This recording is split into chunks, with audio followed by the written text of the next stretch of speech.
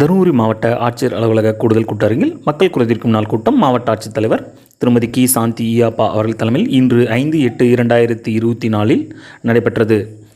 தொடர்ந்து அண்ணா நூற்றாண்டு நூலக அரங்கில் கடந்த 1/8/2024 நடைபெற்ற விழாவில் 2023-24 ஆண்டில் அரசு பள்ளிகளில் 12ஆம் வகுப்பு பயின்ற உயர்கல்வி பயில்வதற்காக இந்தியாவில் உள்ள முதன்மை உயர்கல்வி நிறுவனங்கள் மற்றும் வெளிநாடுகளில் உள்ள கல்வி நிறுவனங்களில் பயில தேர்வாகியுள்ள மாணவர்களுக்கு மாண்புமிகு தமிழ்நாடு முதலமைச்சர் அவர்கள் பாராட்டுச் சான்றிதழ் மற்றும் மடிக்கணினிகளை வழங்கினார்.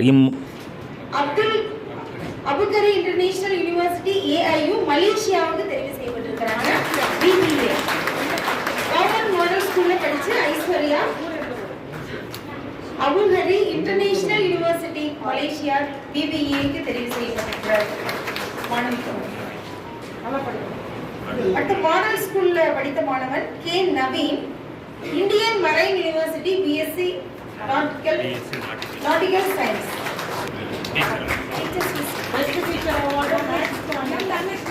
மக்கள் குறைதீர்க்கும் நாள் கூட்டத்தில் மாவட்ட ஆட்சித்தலைவர் அவர்கள் பாராட்டு பெற்ற மாணவர்களை நேரில் சந்தித்து மாவட்டத்தின் சார்பாக வாழ்த்துக்களையும் பாராட்டுகளையும் தெரிவித்தார். மேலும் விபத்து மற்றும் வெள்ளப்பெருக்கில் உயிரிழந்த 2 பயனாளிகளுக்கு மாவட்ட ஆட்சியர் காசோலையினை வழங்கினார். மேலும் முன்னாள் படைவீரர் நலத்துறையின் சார்பில் முன்னாள் படைவீரர் சுயதொழில் புரிவதற்கு ஒரு பயனாளிக்கு 10,375 மதிப்பீட்டில் கோழிப்பண்ணை அமைப்பதற்கான காசோலையினையும் மாவட்ட ஆட்சியர் அவர்கள் வழங்கினார்.